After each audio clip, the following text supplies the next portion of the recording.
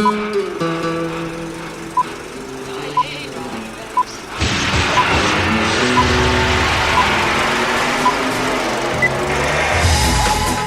to the Reviews Without Remorse podcast with Joe, Kyle, and Ray. Be warned, the discussions in this podcast will contain detailed spoilers. Enter at your own risk and enjoy the show. And this is our 200th episode, and in this episode, the boys are going to use this occasion to go through our top 10 favorite movies of all time. And by the way, favorite movies, best movies, we kind of said we can kind of make this list however we want. You know, if it's something that kind of moved you a certain way, who knows. So we'll get into how we came up with our lists. But yeah, this is episode number 200, and guys, welcome back, and I'm glad this is going to be a fun one. And thanks for doing this. 200 episodes. I hope this doesn't get banned like the 200th episode of South Park. Happy 200, Jones. Cheers. Who's got the booze? What do you think? Basically, here's how we're going to do this. We're going to go around, and again, we made lists of 10, and like Kyle said, this could easily have been like 100, but we kind of somehow got it down to 10.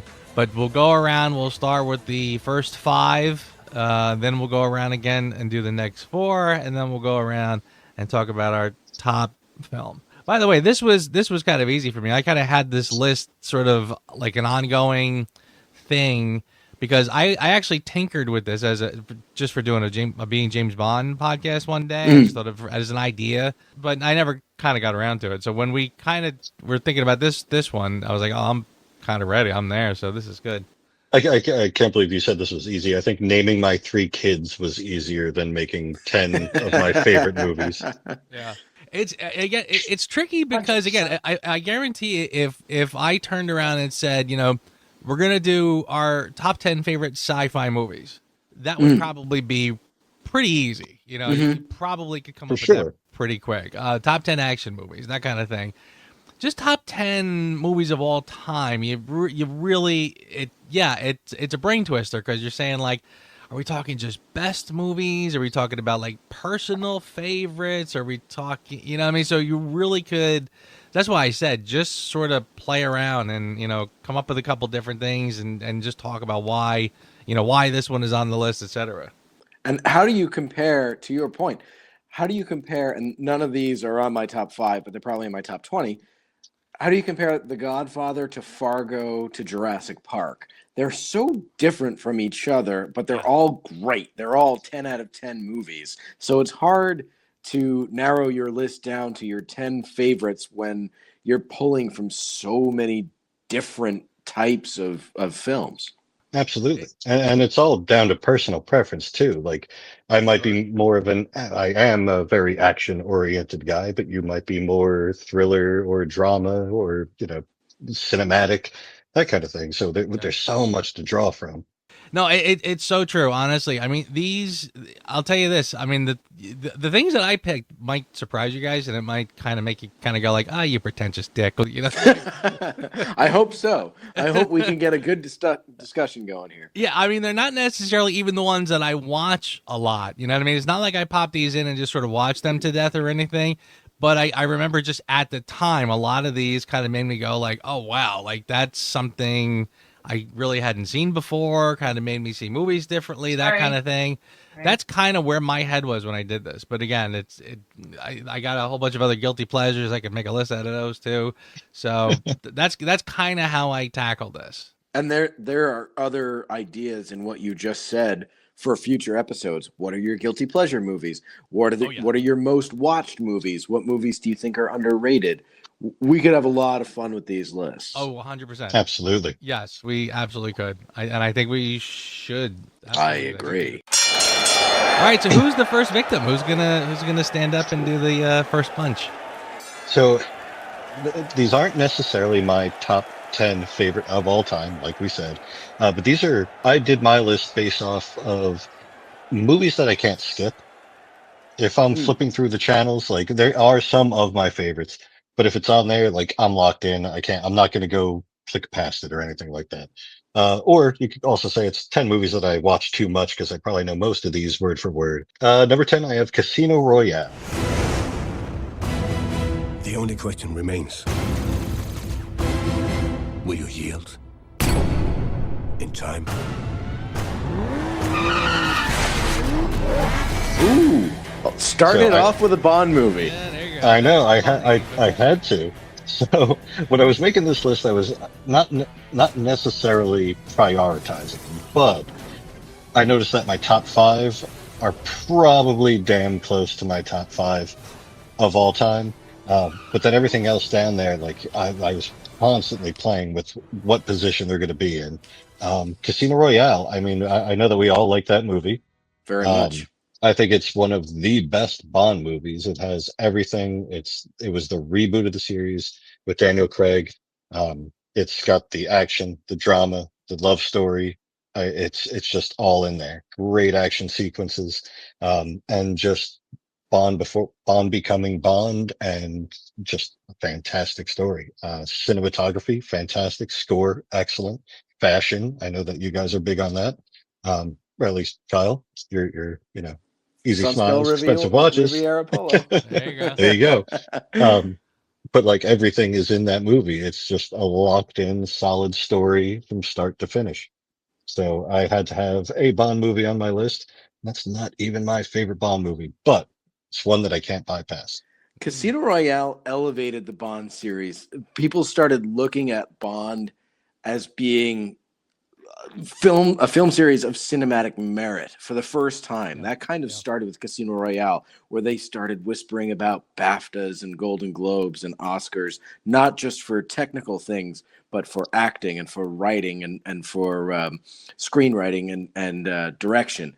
Those things didn't happen until Casino Royale. So that's a great pick and a really pivotal film in the Bond franchise. I totally agree. And I'm going to mention, too, by the way, that I was going to cheat and say that if I were to mention my number 11, which was very close to getting on this list, it was Casino Royale, honest to God. That's funny. See, my number 11 was This Is Spinal Tap. So I saw what you did there. Mine was Pee-wee's Big Adventure, but that's a different list. Nice. Number 9, Ocean's 11. It's never been done before. What's the target? When was the last time you were in Vegas? You want to knock over a casino? 3 casinos? I know we did a podcast down there, but it's a movie that I can't skip. It's got everything that I want in a movie. It's fun. It's not exactly an action thriller extravaganza or anything, but it just holds my attention. It's fun, it's quotable, and I just can't pick it up. The bromance between George Clooney and, it's like I almost said Nicolas Cage. Brad Pitt. Brad Pitt, there you go. Sorry. And Brad Pitt is just too much. Like it's a fun movie and just something that I enjoy immensely. Great choice. Right. I So my number find 8. it baffling, honestly. Well, I don't want to derail you, but I No, find go it for it. baffling that you like this one so much but didn't like Thomas Crown. That is Right? really, really interesting, isn't it? Really, honest to God. But go ahead. Totally different vibes. Number 8, I have Top Gun. I feel the need for speed. Either way you want to go. You want to go original or Maverick. I enjoyed them both. Everything about it's Americana, it's patriotism, fantastic story. More so, I liked Maverick. I think I don't know if it was the nostalgia factor that just brought me back. Like I enjoyed it so much, but if I put that movie on, I'll watch it over and over back to back. It's one of those movies I haven't seen 100 times, but I'm damn sure on my way already. Nice. Love that movie.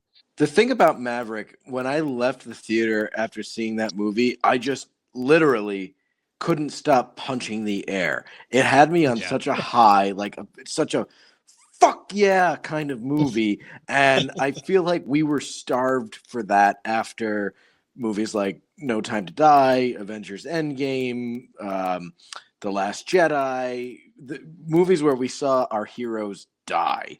Yes, or exactly. our heroes kind of like question their relevance. Top Gun doesn't do any of that. Maverick was all about these are the bad guys. The U.S. military are the good guys. They're going to win, and they're not going to apologize for it. I loved that movie. But Maverick made you think they did that.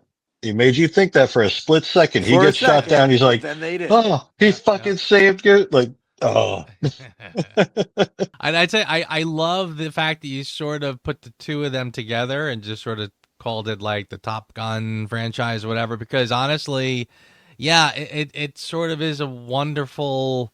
It's like two sides of the same coin. You know what I mean? It's it's like young hotshot Maverick and like more seasoned Maverick, and it really does work together as kind of a combination. I like that. Thank you. Yeah, I love that. Now, my number 7's a little bit different. Again, I was basing it off of movies that I can't skip. I went with 13 Hours. Libyan visa. Official. Pull over for inspection. Sorry, sir, I can't do that. Pull over for inspection. How willing are you to die for your country? I'm ready to go right here, right now. Ooh. Are you guys familiar with that one? The Soldiers of Benghazi? I've seen it. I've only seen it once, and I loved it. But it's one of those movies that I have not rewatched. So I'm interested to hear more about why it made your top 10. I've never seen it, so go ahead. It's a good flick. Oh, it's a very good flick. It's all about the CIA operatives in Benghazi, where the U.S. ambassador was killed and the embassy got overtaken, and it's about these contractors that decided, like, we need to go help them. We need to go now, and it's a true story. And it's just unbelievable, everything that goes on.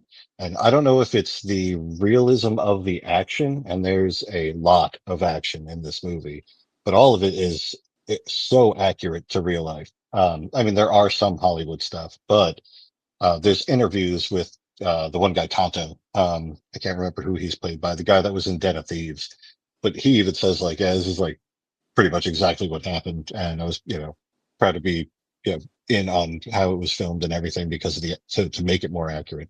And it's just a great film, but for me, it's just how accurate the action is. Like, you're watching it and it's visceral. You're just like, holy shit. Like, I could not imagine being in those guys' shoes and going through what they went through.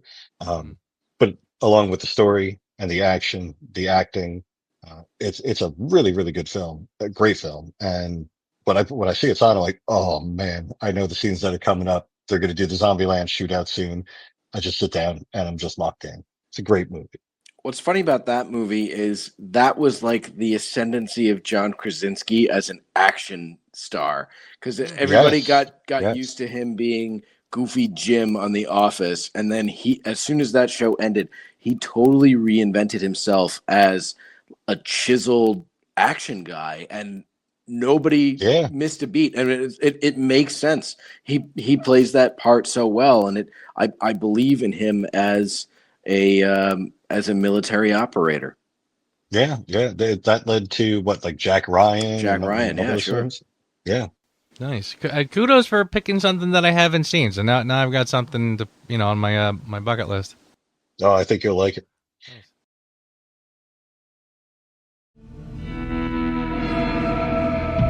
It was a place where a man could start over, where a fortune could be made. They say every town has a story. Tombstone has a legend. Who is he? That's Wyatt Earp. Better name for himself as a peace officer. I heard of you. I'm retired. You must be Doc Holliday. Are you retired too? Not me. I'm in my prime. I knew that Tombstone was going to be on your list, and it's not just because you have a son named Wyatt, but continue. That's a good point. No, I mean, I remember being a kid and Tombstone and Wyatt Earp came out at right around the same time. And I remember seeing Kevin Costner's, it might have been like a Blockbuster rental or something with my parents. And I was like, oh, that was cool. And then, like, oh, next weekend or whatever was Tombstone. I'm like, fuck yeah, Tombstone's better. I loved how it was so much more. I can get into some drama, but comparing those two, I mean, Tombstone is just an excellent movie. Let alone just one of the best, if not probably, yeah, I would say it's my personal favorite Western. I mean, everybody that's in it is fantastic. Kurt Russell as Wyatt Earp, obviously the late great Val Kilmer as Doc Holliday, my favorite character. What's his name from Terminator?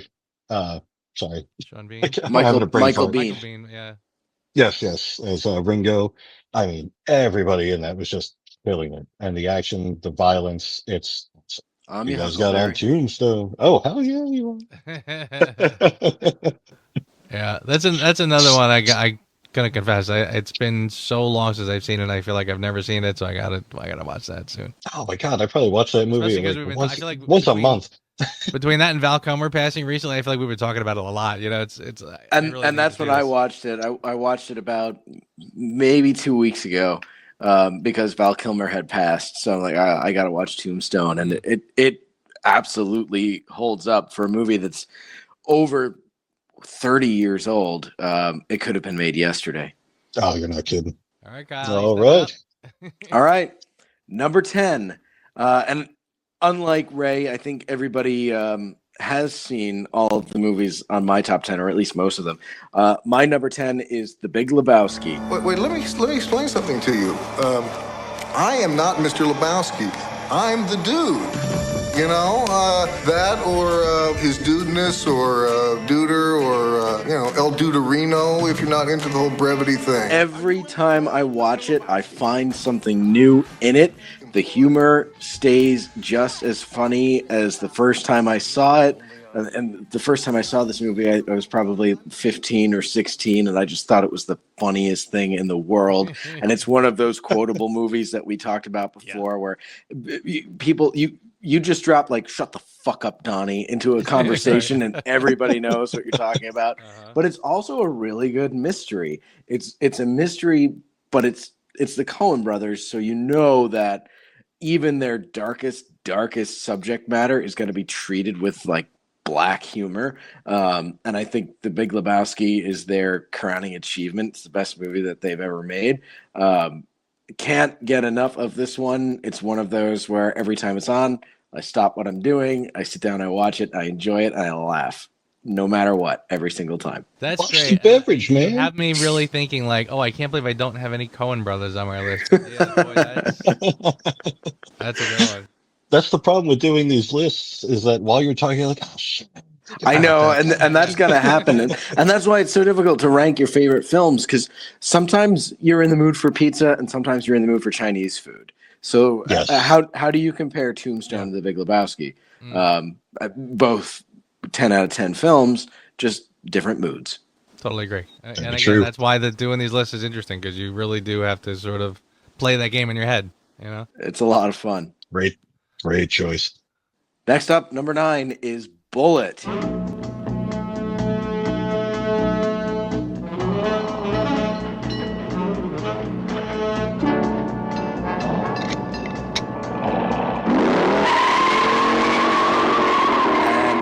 That should come as no surprise. Anybody who knows, my proclivities, they know.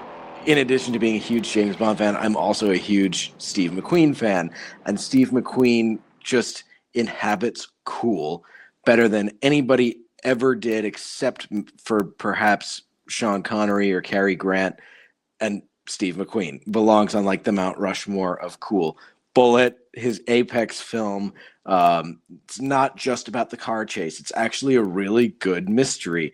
You are wondering what's going on, and as you're watching this film, you realize what a good detective Frank Bullitt is. The techniques that he uses and how unflappable he is throughout the film is spectacular.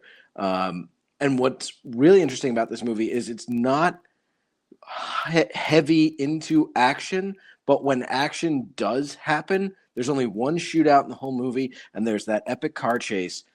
You remember it because used there as punctuation as opposed to it's not spectacle. It's there to serve a purpose in the story, which makes it a little bit more realistic. So I enjoy that movie very much.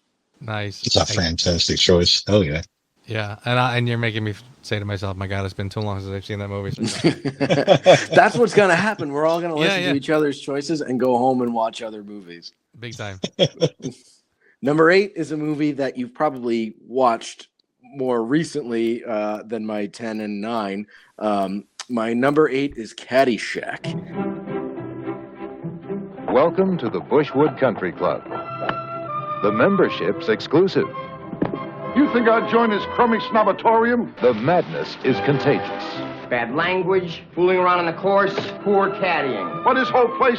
Because that's another one of those movies, every time I watch it, it's funny. And sometimes you need that stupid, dumb, turn your brain off humor, that witty zinger type of Rodney Dangerfield, Chevy Chase, quick wit, and nothing else will do to put you in a good mood for this movie. This is a good movie to watch if you're in a bad mood and you need something to pick you up, or it's a good movie to watch like if you're partying with your friends and you just ordered a pizza that's way too big and opened up a 12-pack. Caddyshack is good for both of those occasions. That's incredible. I love it. Yeah, honestly, the more you guys spit out these great movies, the more I keep thinking we really do need to do like our top 10 comedies, our top 10 action, etc. You know what I mean? Because that's such a good one. There should be more top 10 episodes because I think there's going to be a lot. How do you compare Caddyshack with 13 Hours? They're so different and they're both so good. Yeah. No, we definitely do. We need to do our different genres and sort of even kind of zero in on what defines that genre, to be able to sort of make the list, you know what I'm saying? Yes. Like a thriller, for example, that sort of stuff. Yeah. So yeah, no, we're definitely going to do that. That's awesome. That sounds like fun. Next up, number 7, a movie that I'm sure you're both familiar with, The Empire Strikes Back. Luke Skywalker and Han Solo rescued the princess, destroyed the Death Star, but their story didn't end there.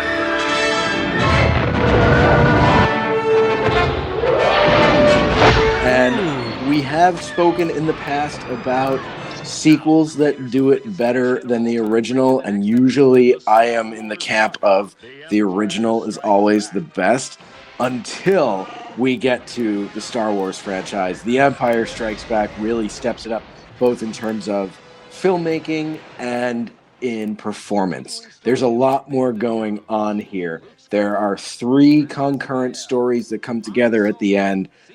There's a lot more humor in this movie than in the first Star Wars. There's a romance angle that happens in this movie that doesn't have it in the first one. And just the acting in this film is on another level. And it usually gets written up as like, that's the dark one, or that's the one with that doesn't have a happy ending. Maybe that's why I like it, because there's a little bit more at stake for the characters. And as much as I think A New Hope is a perfect film, The Empire Strikes Back is the one that just raises the bar a little bit. Everything is bigger. There's more at stake for these characters. It's much more of a character movie as opposed to the space opera that is Star Wars. So I adore this movie. It's one of those. It's the one that when Lucas went back and added things and changed things to the original trilogy, which I hate. I don't watch those cuts ever. They didn't really do that much to The Empire Strikes Back. He kind of left it alone because it was already perfect. Yeah, agreed. And I'm with you 1,000%. I mean, I feel like it's trying to think. There's almost like there's a word that I can't quite put my finger on, but it does take something that was already amazing and gives it a level of maturity. And that's a good word. In every way, you know what I mean? Right. The story feels a little more real, a little more, there's some more weight to the things that are happening in it. It's a little more sophisticated, and I don't mean that in the pretentious sort of way. I mean, it really does just feel like wow, this is, the team behind this was just perfection. Yeah. Yeah, this is one. I mean, you have a Luke story as he's trying to discover who he is and become an adult. You have the Han Leia romance story, and then you have the Darth Vader story where he's trying to track down, and you don't know that the father-son thing until the very end, but he's trying to track down the kid who blew up the Death Star and turn him to the dark side and bring him aboard as an ally. So those are three really good stories that all kind of come together as one perfectly. You're gonna have to make me rethink the Star Wars, the original Star Wars trilogy, because I've never really been a huge fan of Star Wars. I've liked some of the sequels, like the Boba Fett and stuff like that, the Mandalorian, but I honestly haven't revisited the original two, let alone three, in a long time. I watched the original cuts because they were better before they started tinkering around with them. Yeah, honestly, Ray, if you like the first season of The Mandalorian, yeah, you definitely need to watch the original trilogy because and then watch the first season again because it probably just works better. True, and you can also watch the holiday special too because that's in the Mandalorian. I heard, which I love. I've heard that was the best. I heard that was the best of the whole series. I'd rather watch the holiday special than a lot of the stuff that Disney has churned out. Yeah, I'm saying that unironically. Yep. True. And then my number 6 movie is another one that should come as no shock, especially with guys like you. It is On Her Majesty's Secret Service.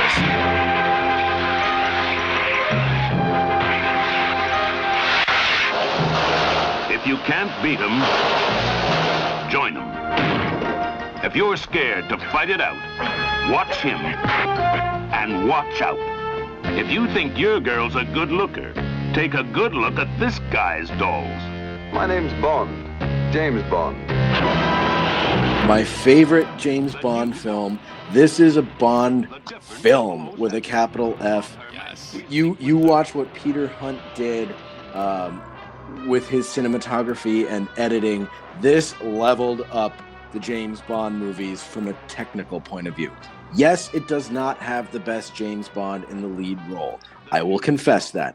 But it is the one that I sit down and watch it. I make an appointment to watch On Her Majesty's Secret Service and Casino Royale for that matter, because they work as films. This isn't background. I'm doing my laundry or ironing shirts. I'll put a Bond on. This is a movie that you sit down and really watch because it has an emotional depth and a story that draws you in from beginning to end. And this one has it all, from romance to action and humor.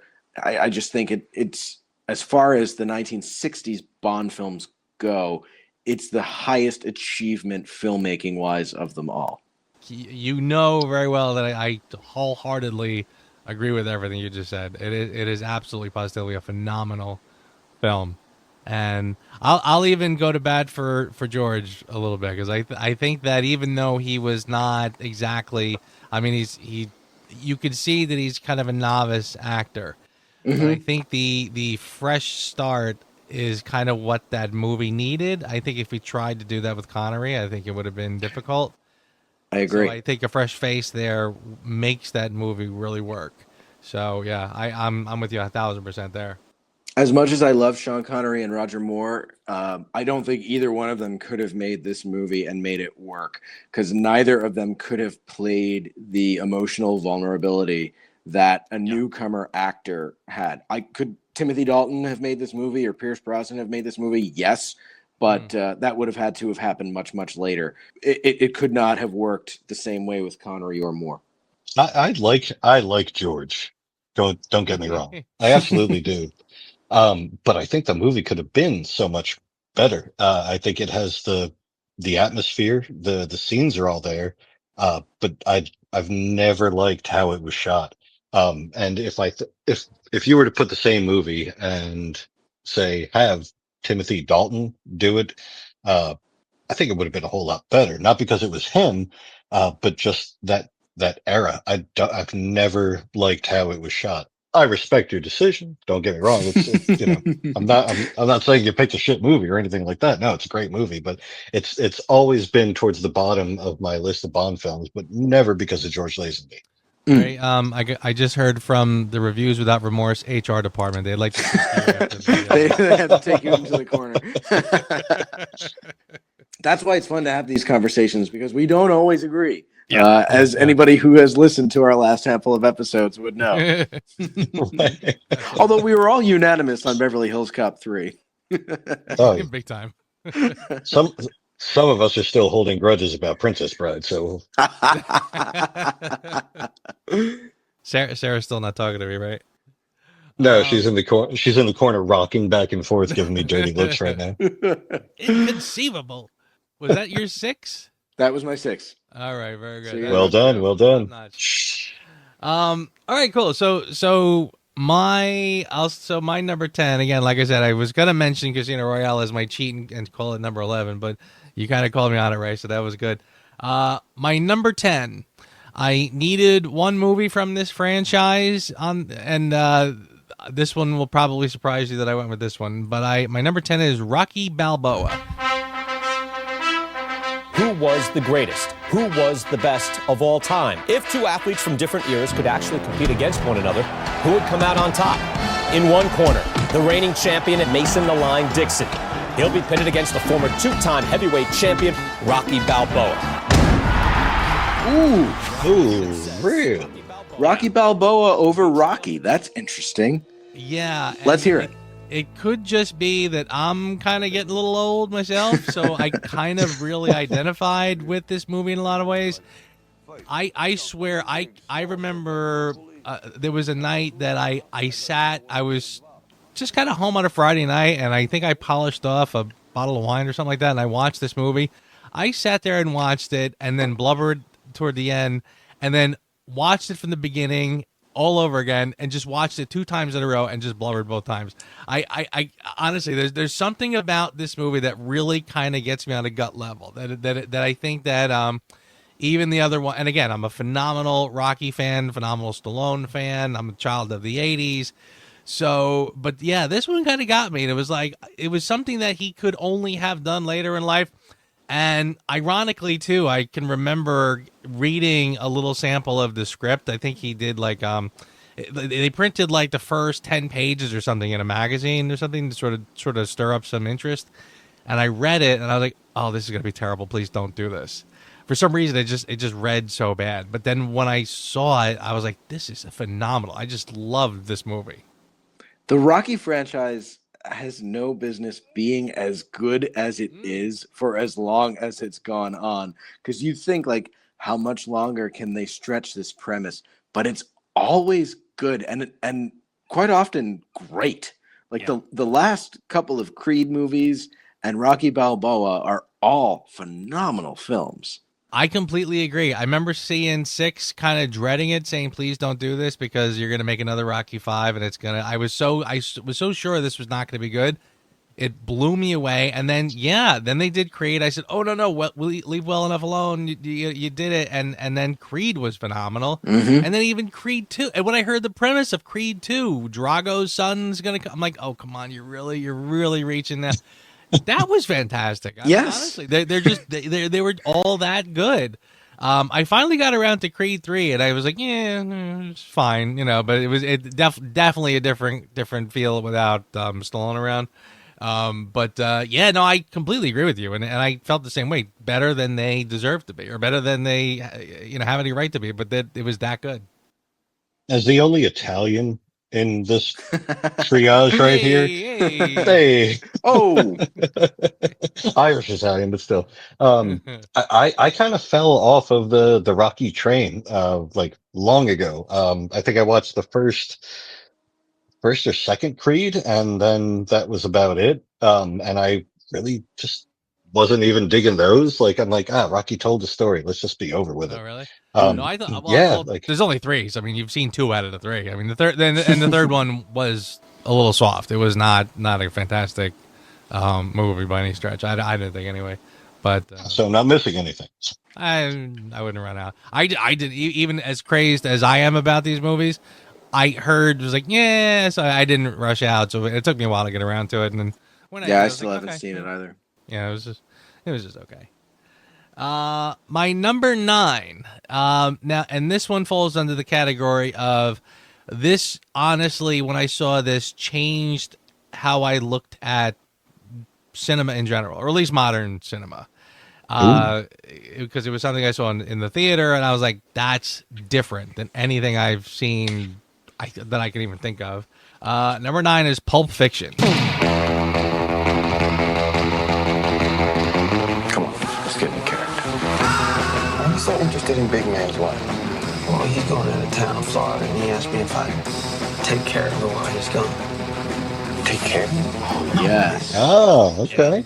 I mean, I honest to God was sitting there going, like, I remember sitting there in the theater watching this with my, like, literally being on the edge of my seat and my eyes drying up because I haven't blinked in 20 minutes.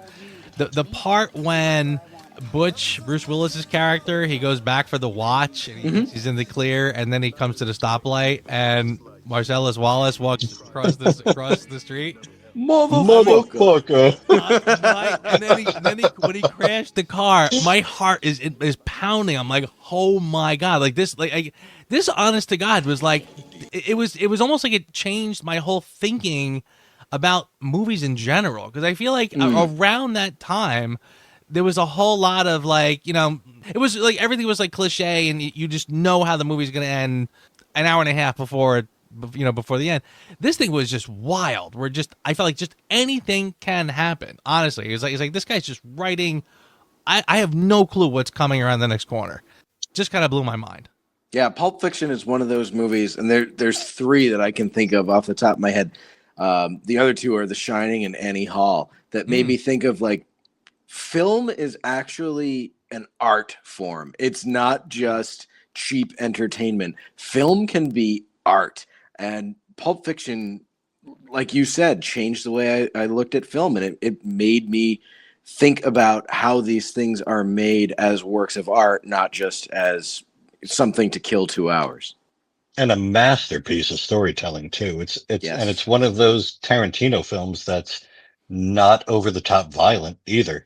It's not as far as, you know, like the blood and gore and stuff like that. I mean, there's plenty of violence in it, but God damn, like tying those different stories together, you never see any of it coming, the way he weaves that web together. And it's excellent choice, Steve. And I'll say this too. I remember when I saw Pulp Fiction, I was so glad that I had seen Reservoir Dogs first. Because Reservoir Dogs was that to me was like terrifying, because it was one of those films where it's not like I can watch a movie where 27 guys get machine gunned down and I'm not even thinking twice about it. I watch a scene where he slices off this guy's ear. Oh yeah. And my heart is in my throat. You know what I mean? Like it was so terrifying and sadistic, you know, it was really, and I was honestly just sort of terrified, thinking like, now that I'm watching Pulp Fiction, going, oh my God, like I know this guy will, like, he'll kill everybody in the room, this director, you know, like, and not even think twice about it. So, I mean, and again, it has that real feel to it. It's not cartoonish or comic booky. So yeah, it kind of had me ready for like anything can happen. So when there was like moments of redemption in the film, it kind of genuinely surprised me, because I thought, you know, he might be going down a different road or whatever, but no, it was, I mean, so yeah, it just kind of blew me away. Reservoir Dogs, Pulp Fiction, and Jackie Brown, those 3, which I think are the best Tarantino films, they're the best because you could see those things happening in real life. And none of these things take place in an alternate timeline. None of these things are hyper stylized. This is very real, and that's what makes it so gritty, and that's what makes it so why we have such a visceral reaction to them, because the events of these films could easily happen tomorrow in Los Angeles. Yes. I kind of, and I agree with you that I think Tarantino's earlier stuff is so much better. I don't think he's ever got, I know that his editor that he worked with for a while, I think something happened and he's not working with that person anymore. So it's almost like George Lucas with the prequels. You can use somebody to kind of rein you in a little bit. And I feel like a lot of later Tarantino, I feel like there's 2 themes in modern Tarantino. gratuitous violence that feels satisfying because of what's been built up to lead to it, and feet is the other thing. So many feet. I was going to say violence and how many times you drop the N-bomb. Well, that's, right. Yeah, that too. True. Pulp Fiction is just so good. I mean, 10 out of 10 movie. Because it's your choice. What was your favorite storyline within that? I mean, the whole movie is just storyline weaving together. What was your favorite storyline within Pulp Fiction? If you had to choose just one. If I had to pick one, it would be the Bruce Willis story in the middle. I honestly, Butch. That was the one. Yeah, Butch with the watch and Fabian. I kind of felt like that one was really kind of fascinating. All of it's good, so it is difficult to pick your favorite plot line in there. But yeah, that one to me was like stellar, like just supernatural. Like the scene where he runs into the gangster again is like, oh my God, you have to be kidding. And it's so cool. I love the weird dynamic between Butch and Fabian, honestly. You know what I mean? Just seeing the two of them together, it's so well written because you can sort of see their personalities. You know what I mean?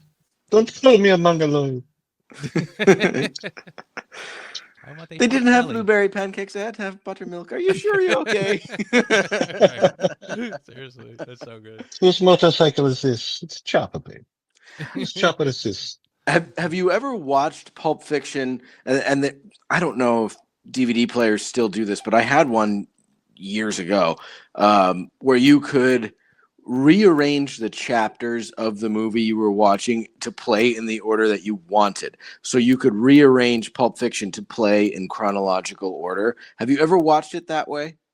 No. Actually. It's not as good because it loses the whole... Every single storyline in that movie is a storyline about redemption and somebody gets rescued. If you watch it chronologically, it doesn't really happen that way because there's no redemption arc for Jules Winfield. If you watch it in the order that Tarantino gives it to us, every single protagonist of the three chunks gets like a redemption arc, and it really is satisfying. Yeah. Oh, sure. And not only that, but Travolta, who goes off into the sunset in the original cut, gets killed in the end of that one. Correct. Yeah. Okay. No, I totally get. I'll tell you when I did do that. In fact, actually, you want to laugh. I actually cut up Memento. Oh yeah. On my own, and literally spliced it so that it would be in chronological order. So it kind of sounds like a terrible idea. It is a weird experiment because when you watch it chronologically, it's kind of like it's just sort of again it loses that spark. Yeah. There's no twist. Yeah, I mean it's a weird, right? It's a whole weird thing, but yeah. Anyway, I don't want to get too off track, but that's really interesting. So we're not. I know, kind of going off into the weeds, but Joe did Reservoir Dogs. The guy that cuts off his ear is. Do you remember? Michael Madsen. Michael Madsen. Who was he? Mr. Blonde. Another Day. Yeah, what was Mr. Blonde? But his name, he's actually whose brother in Pulp Fiction. Vic Vega. Right. Yes, the Vega brothers. Yes, exactly. Yeah. The Tarantino verse is just awesome. Like when it's done right and when he does it. Absolutely. And the more films that he's made, the deeper that universe gets. Like his films exist in a universe where Hitler didn't commit suicide. He was gunned down in a movie theater. And that kind of explains why this world is so like hyper. Why the use of the N-word is so okay. Right. All right. Number 8 is a bit of a cheat because I decided to do a two-way tie here because I couldn't really figure out which one I wanted. But so I decided to grab 2 foreign films that I kind of really, really love. And this will probably surprise you. And you've probably never even heard of these. But one of them is called Sex and Lucia. Es porque estoy completamente enamorada de ti. ¿Cómo te llamas? Lucia. And the other one is Amélie. C'est Amélie. Amélie Poulain. et elle va changer leur vie. Dis-moi, papa, si tu retrouvais une chose de ton enfance à laquelle tu tenais comme un trésor. Amelie, yes. Amelie, I know. Yeah, the Sex and Lucia. It's a Spanish movie. Another one that I kind of it's a really fascinating film. You know, a little erotic as the title might suggest, but it's really about the story. It's really well done. And yeah, Amelie is, I just absolutely love that movie. I think it's such a well done movie. And again, I just kind of watch that and I just kind of find the craftsmanship of it pretty amazing. So I really like that one.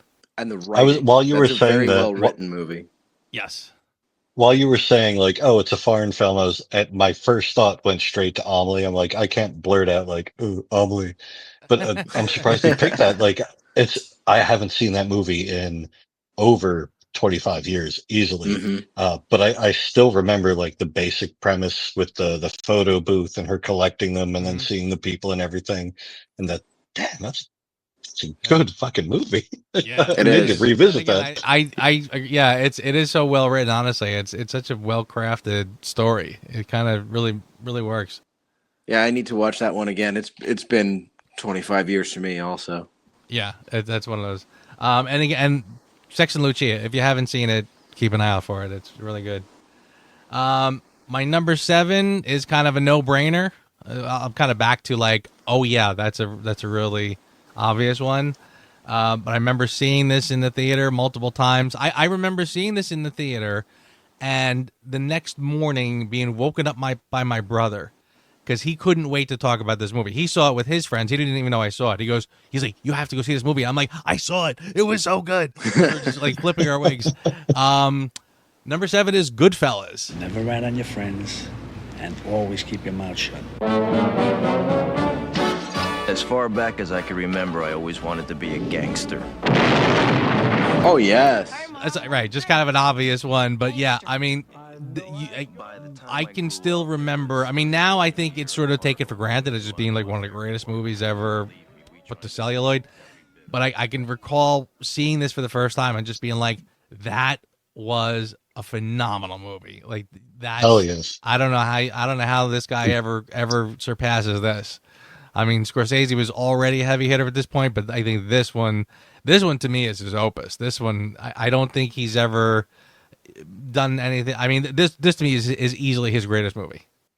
It's Absolutely. so good, and it's so ingrained in like American pop culture that saying your favorite movie is Goodfellas is almost like saying like my favorite flavor of ice cream is vanilla. Like right, yes. Everybody loves this. It's good. It's just one of those that everybody has seen it, and the people who haven't seen it have only not seen it because they're not old enough to watch it yet. It's that much a part of like just Americana at this point. Yes. So I might be one of those few people that would put Goodfellas ahead of Godfather. Any of them. Same here. Honestly. Yeah, we'll disagree on that one, but I just remember Goodfellas is pizza. The Godfather is like a big steak dinner. That's how I would compare the two. I don't know. I would go to bat for Goodfellas, but I'm not gonna bash the Godfather by any stretch. But I would go to bat for Goodfellas. I think I mean, to your point, I think if Goodfellas is pizza, I think the Godfather is a big old plate of spaghetti. Okay, really call it just to keep it Italian. My grandmother's the one that got me into like mob movies, and she loved The Godfather. And I remember in her basement she had like a bunch of different like mob books, and she had the original. It wasn't called Goodfellas, I don't think. Wise Guy, I think, was the original title of the book. Mm-hmm. She had the book, and I mean, 4th grade, 5th grade, I read that, then saw the movie, and then after that, I remember seeing like A Bronx Tale. So like I was immersed. Yeah, I know it's so good. But I do have Goodfellas on my list in my top 5. So I'm just gonna mark that we already talked about it. But yeah, Goodfellas. Oh my God, what's not to love about? I mean, it's the story. Growing up as an Italian, like in the 50s, like doo-wop and all that. Like the soundtrack is fucking amazing.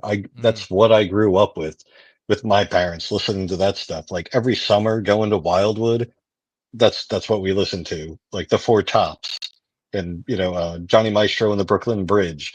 So there's nothing about this movie I don't love. It's just, I mean, and it's give me a scene. Give me a scene. Give me a Goodfellas scene. Give me a C, a bouncy C.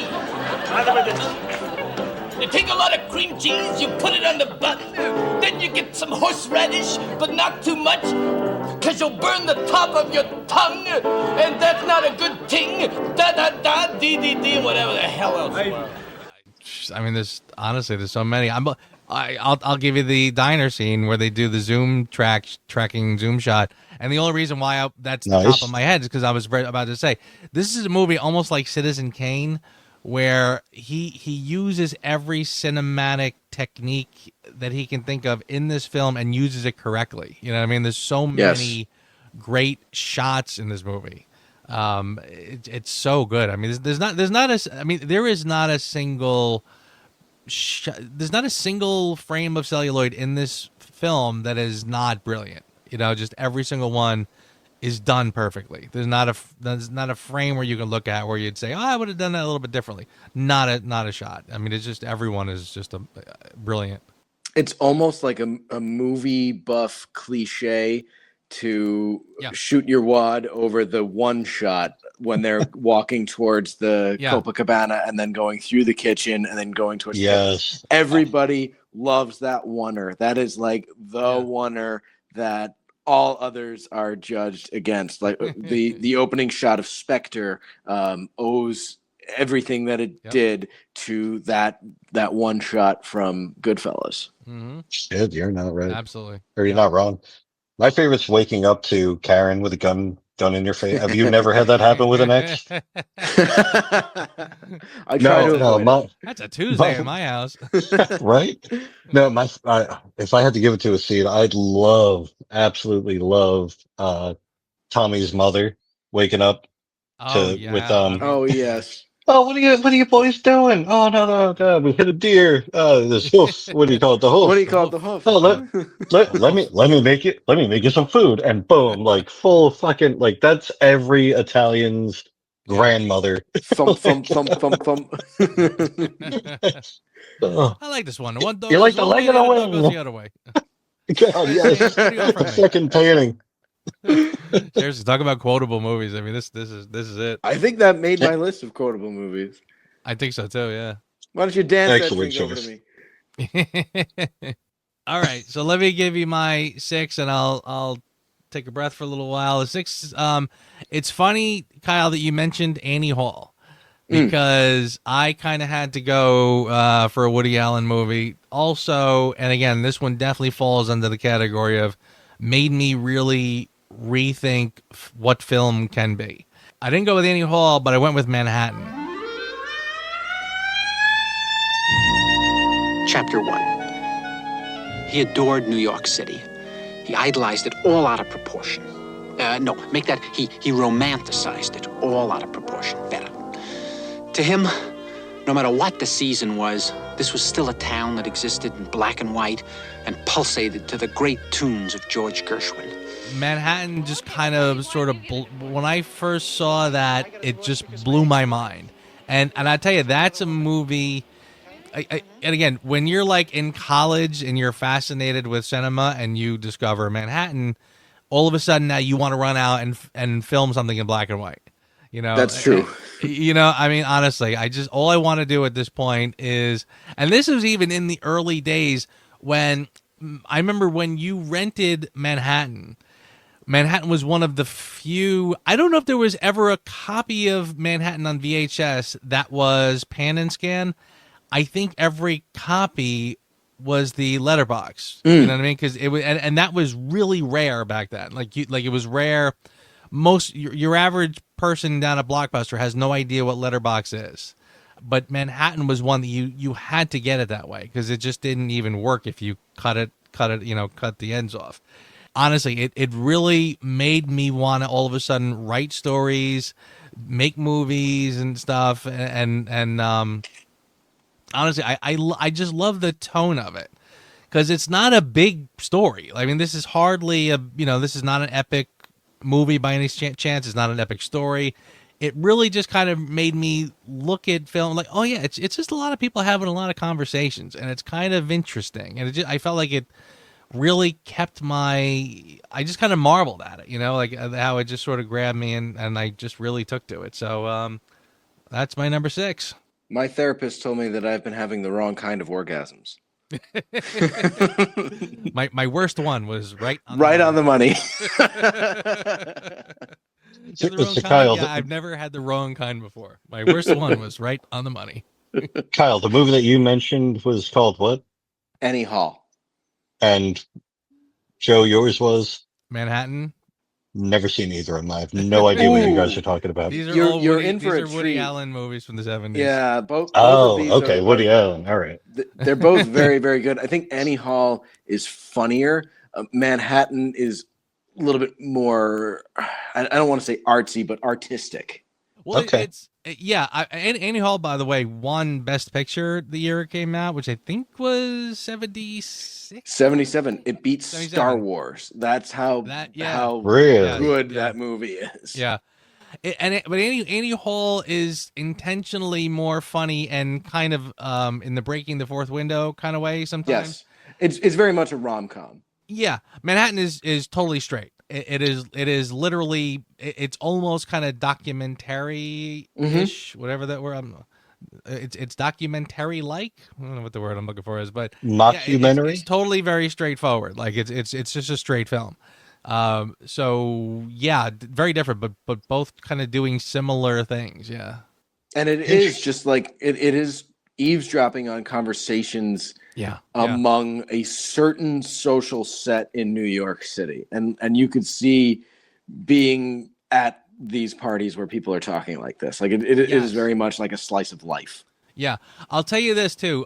There's another film which, quite frankly, a couple of years ago might have stayed on my top 10, but I think some other ones sort of knocked it off. Sex, Lies, and Videotape. Oh yeah, that is Steven Soderbergh's. I almost lost his name for a second there.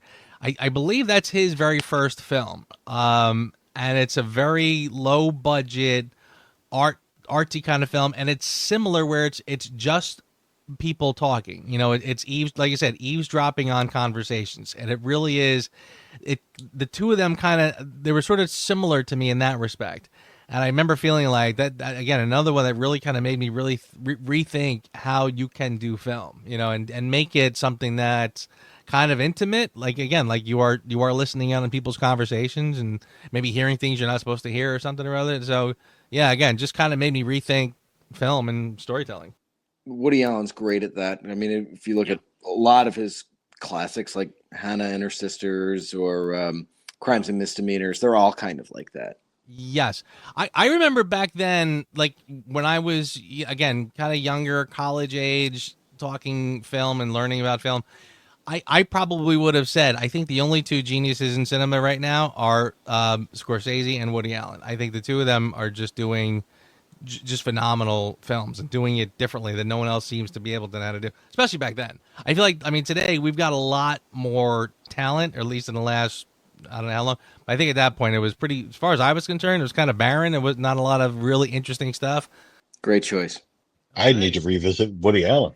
You certainly do. I can recommend a couple. And dude, we are like at an hour already, and we're just halfway point.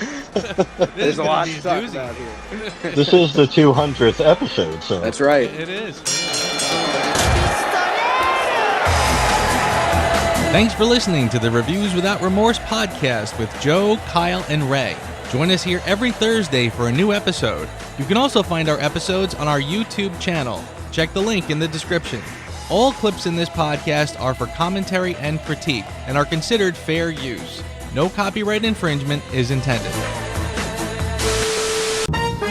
Good evening, I'm Roger Ebert. Roper's out with a bad case of Who Gives a Fuck. Guest hosting with me is director M. Night Shyamalan. What a twist! Yeah, what a twist. First up is a threequel to the popular Transporter franchise. I'm late for my bridge game. I'm telling Bully you're my worst driver yet. Miss Daisy, the first rule when entering a man's car. Don't sass me and stop that infernal ticking. Ticking? Hang on. Ah! Oh, watch out! Oh, what? Ah! Ah!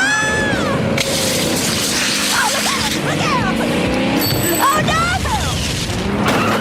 no! Oh, Frank, you're my best friend. Well, they were going to deliver a bomb one way or another. Thumbs down. Lots of aerial twists. Next up, Adam Sandler takes on another dramatic role as America's 4th president, James Madison.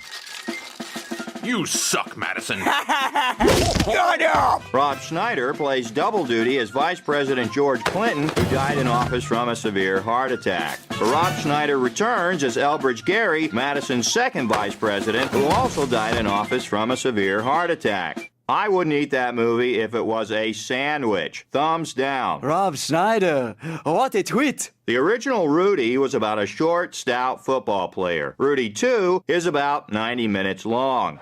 I'm doing it, Fortune. I'm living my dream. Remember what I said. Keep your hands up and jab, jab, jab. I'm doing it. I'm really doing it. Knock him out. That's good. I'm doing it. Keep your guard up. Keep your guard up. You're doing it, son. Rudy Tooty, not fresh, not fruity. What a fist! What's this? What's this? There's magic in the air. Oh, wow. This sucks. I couldn't agree more. Gefilte fish! If this bus drops below 50 miles per hour, we're all going to die! Yay! We are running out of gas. Stop the short bus. I want to get off. Thumbs down. It was okay. Now we look at one of next week's new releases. Liam Neeson reprises his Oscar-nominated role in Schindler's List 2. He's making a list. He's checking it twice. He's gonna find out who's Nazi or nice. Schindler's List 2. Schindler's Pissed. What a list! Why couldn't you come down with a case of who gives a fuck?